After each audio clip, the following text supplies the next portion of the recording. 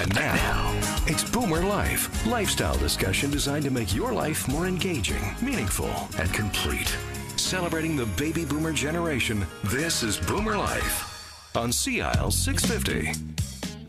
Something tells me I'm into something good. Welcome to Boomer Life on CIL 650. I'm George Gordon. April is Parkinson's Awareness Month, and today, April 11th, 2016, is World Parkinson's Day. On Boomer Life today, we're talking about the changing perceptions of Parkinson's and how to live well with a diagnosis. Everybody affected by Parkinson's deserves to have the latest tools needed to live the healthiest life possible for as long as possible. At Parkinson's Society, British Columbia, their goal is to provide programs and services specifically designed for people living with the disease. Joining us in the studio today from BC is CEO Jean Blake. Welcome. Thank you very much. Now, Jean is an experienced leader in nonprofit, private industry, healthcare, and education. She was the CEO of the Alzheimer's Society BC, Executive Director of the Canadian Diabetes Association Pacific.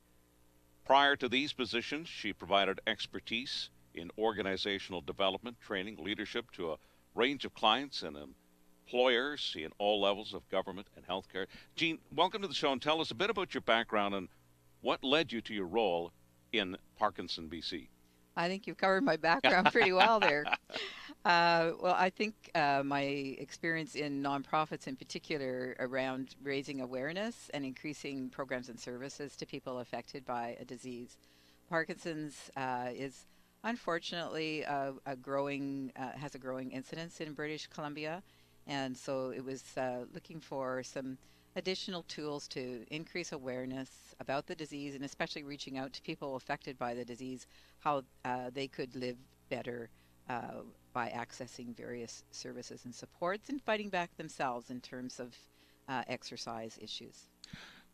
Now, you talk about bringing to your role, I think a role of hope in that a disease that was perhaps even 20 years ago was in the background, not in the limelight. And then, names like Muhammad Ali and Michael J. Fox came to the forefront. And it wasn't just the old person's disease, and it, in fact, covers all ages. That's right, yeah.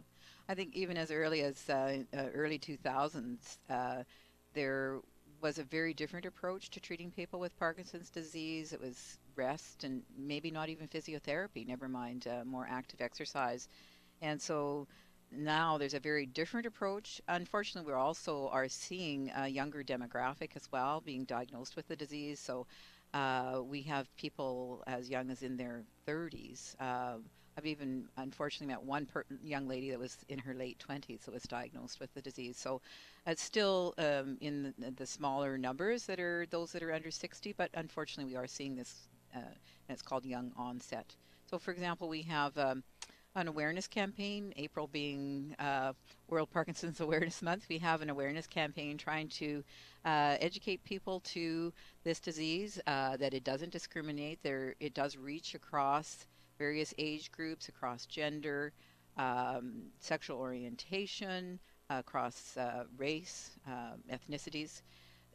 So we really want people to get that message. We have a transit ad campaign running in Vancouver, Victoria, Kelowna, and Prince George. And people will also see posters set up in community centers, recreation centers, that kind of thing. If I could just take a minute, I'd like to just briefly tell about the 5 people who've lent their faces to the campaign, just to give an illustration of how it does sweep across those different factors. So, for example, we've got Jim. He's currently age 42. He's a motorcycle enthusiast. He was diagnosed at the age of 33. Wow.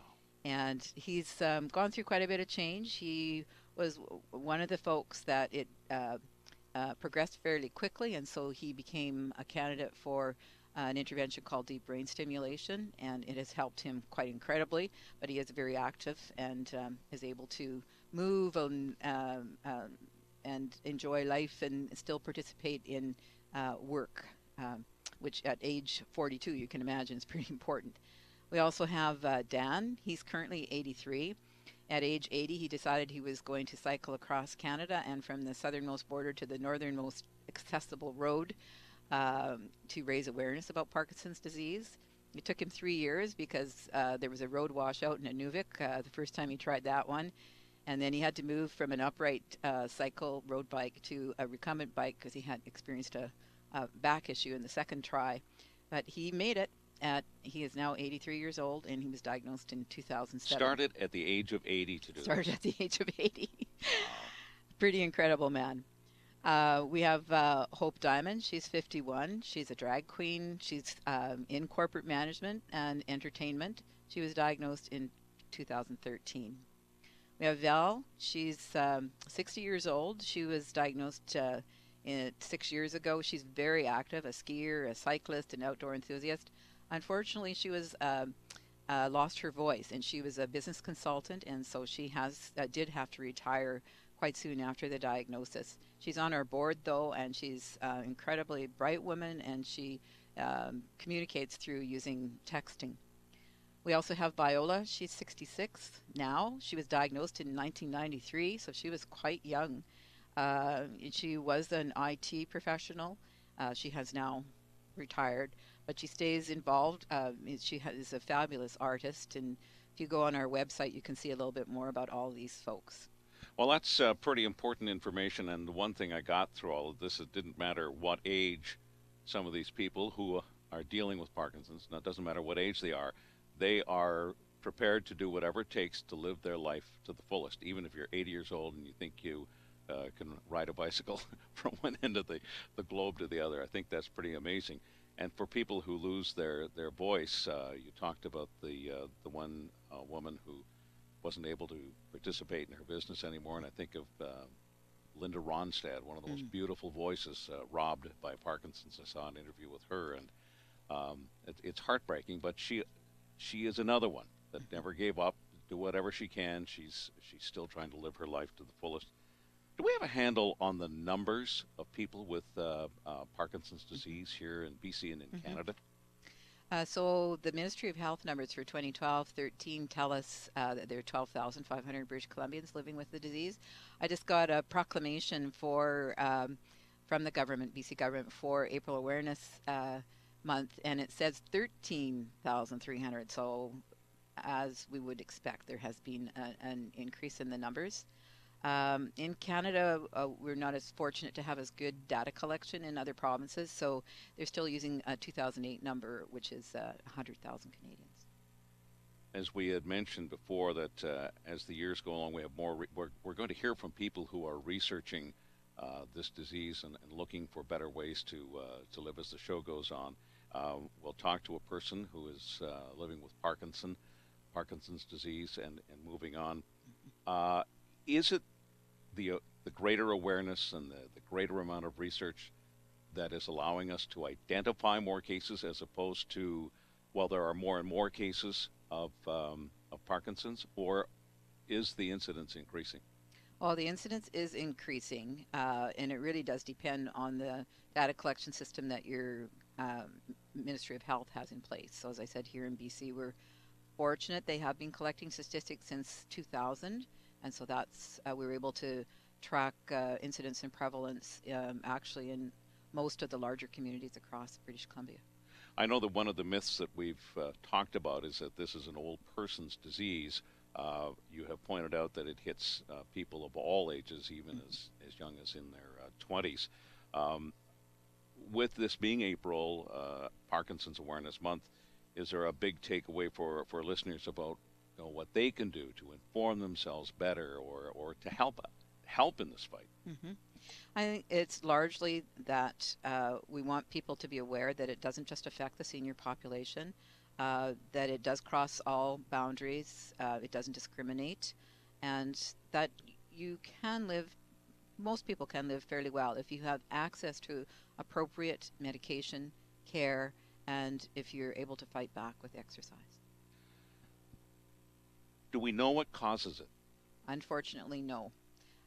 We will later in the program have a chance to ask that again of a couple of researchers at the Movement Disorder Clinic. But there is a feeling, well, I shouldn't say feeling, there's increasing evidence to show that it's probably a combination of genetics and environmental influences.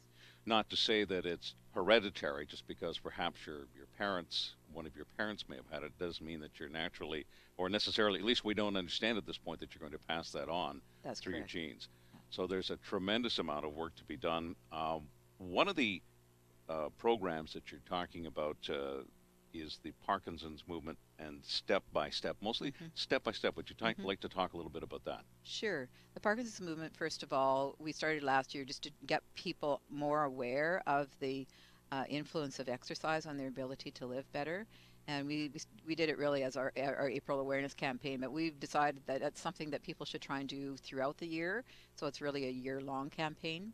Step by step is more or less like your New Year's resolution in January, but happening in April when weather gets better across the province.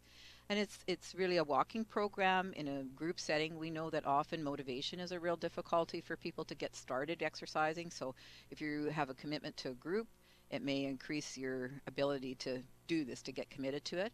And it's based over 12 weeks with the intent that you start with where you're at, and then every week you increase your targets so that you increase your fitness level by the end of the 12 weeks. And we sincerely hope that the groups continue to walk together, but it's a set up so that at least it's a kickstart type of program. And this is not just for physical betterment. I would think that there's a big psychological lift that you're doing something here. Yeah.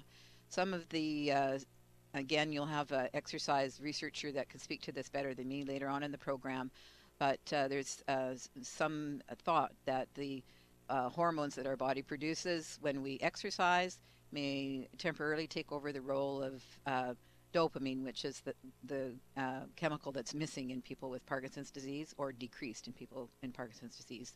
And some of those exercise hormones are the same ones that make us feel good. So there's also an impact on depression and just in general feeling better.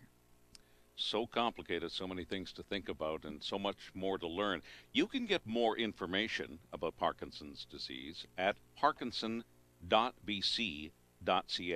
This show will also be available to you on the CIL 650 website under shows, and we will have a blog there, so you will be able to hear this. If you didn't catch everything that we said, we will have that for you there, and we invite you to join in, and especially don't forget that website again, Parkinson.bc.ca. We'll be back on Boomer Life. I'm George Gordon. This is CIL 650. Celebrating the baby boomer lifestyle. This is Boomer Life on CIL 650.